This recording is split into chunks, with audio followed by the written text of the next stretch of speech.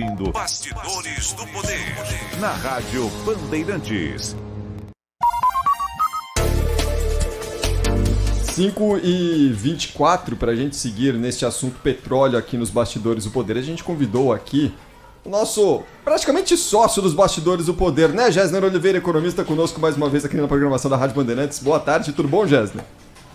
Muito boa tarde, Cristiano. Prazer enorme estar aqui com você, aqui no Bastidores do Poder e com os ouvintes da Rádio Bandeirantes. Sempre um prazer.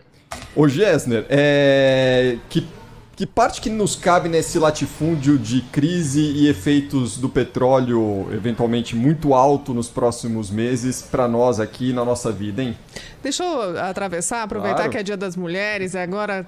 Desculpe a indelicadeza, inclusive. Não, que isso, Cris. É porque é no mesmo sentido da sua pergunta. A Juliana Rosa citou ontem no Jornal da Band um número que eu achei muito impressionante.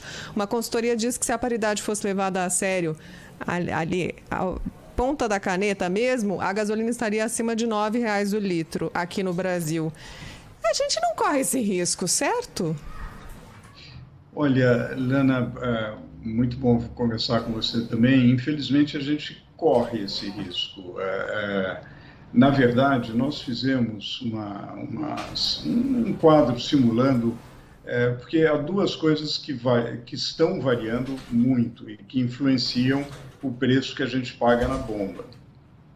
O preço do barril do petróleo, que tem atingido níveis que só tinham sido vistos em crises muito profundas no passado, em particular nos anos 70 do século passado, e também o preço do dólar. São duas variáveis e talvez nem todos os ouvintes estejam conscientes que já há hoje uma defasagem, embora o preço dos combustíveis esteja doendo no nosso bolso, já há hoje uma defasagem entre o preço realizado pela Petrobras na refinaria e o preço internacional. Então, isso é um fato, essa defasagem, dependendo das hipóteses, é algo em torno a 40%.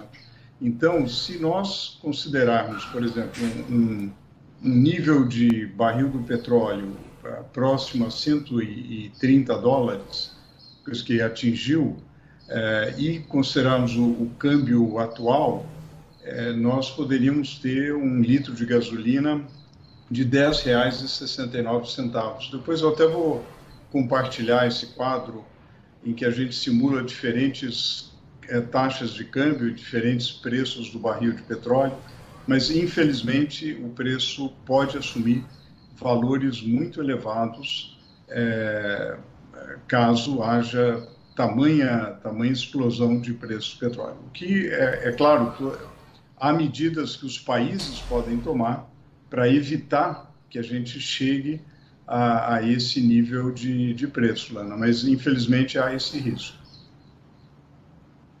Cláudio? Professor Gessner Oliveira, muito boa tarde. Olha, me associo aí ao Cris, né, quando fala de como sentimos sua falta aqui. Viu? Essa coisa de ser sócio do programa implica, sócio tem que... Né? Assiduidade. Implica em assiduidade. E a sua palavra sempre muito... Eu com saudades dos amigos.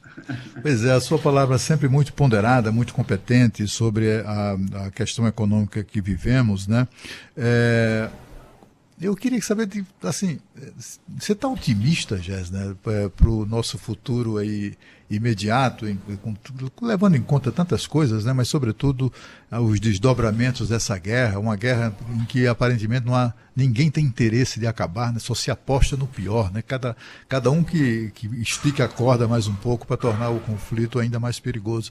Você está otimista em relação a isso do ponto de vista da economia?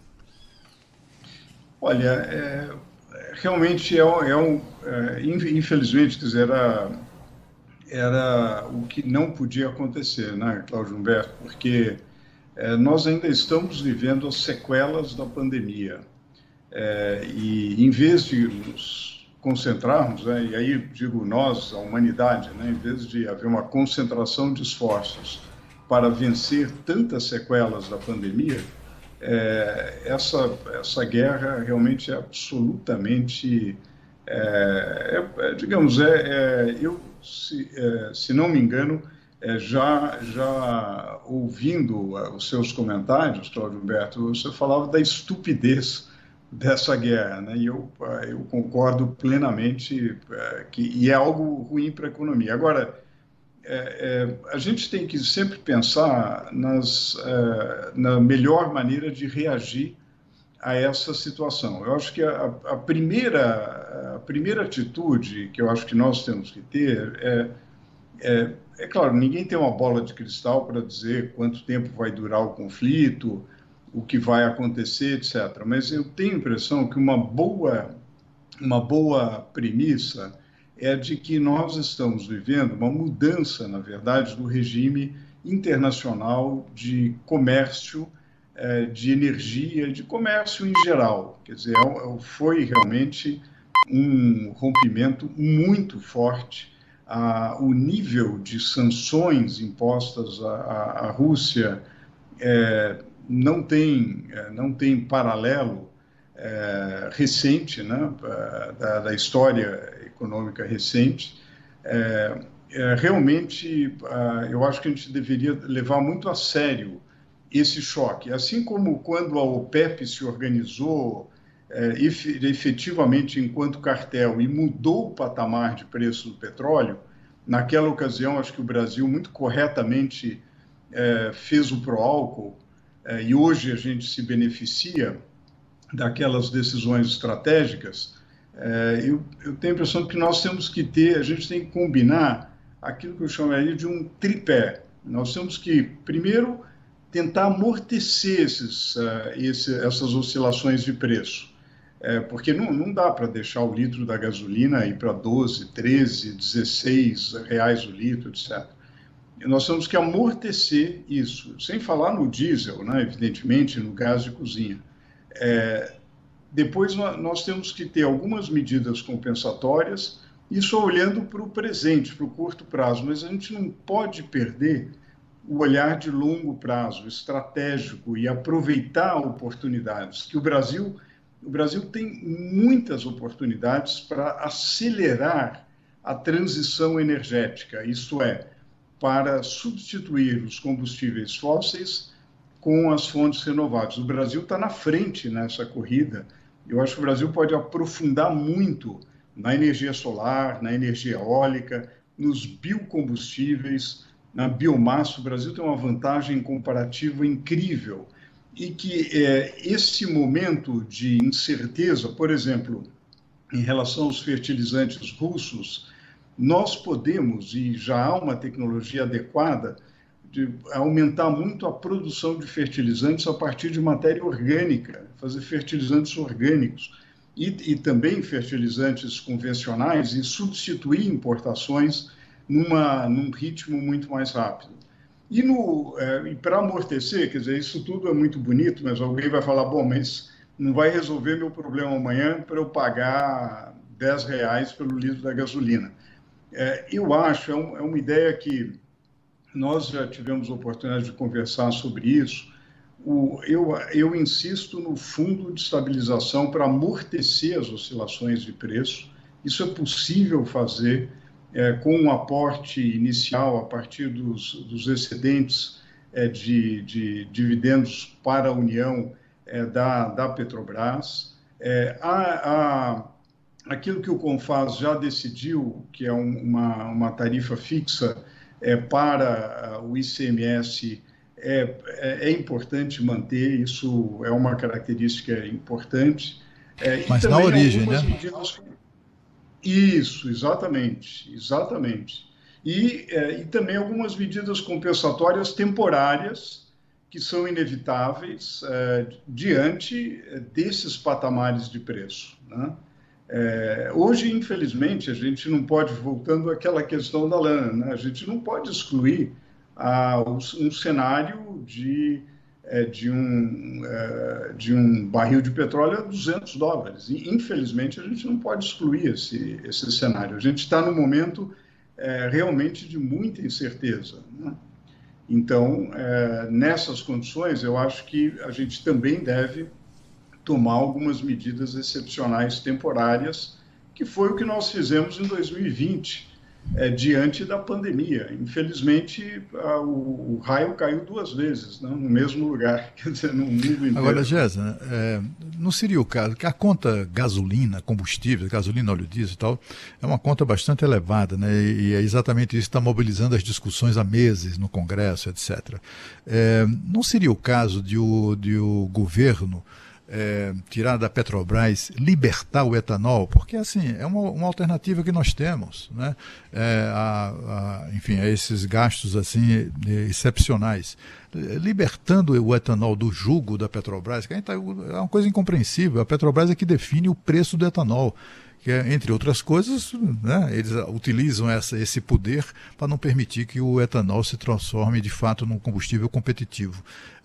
Isso seria, assim, o que eu fico impressionado, assim, tem a informação que até hoje foi confirmada por um entrevistado nosso, um especialista que entrevistamos, um major-general do Exército Português, que é especialista nessa questão de conflitos internacionais e tal, dos 600 milhões de dólares que o Joe Biden, enquanto dizia, vai que é tua, Zelensky, estava metendo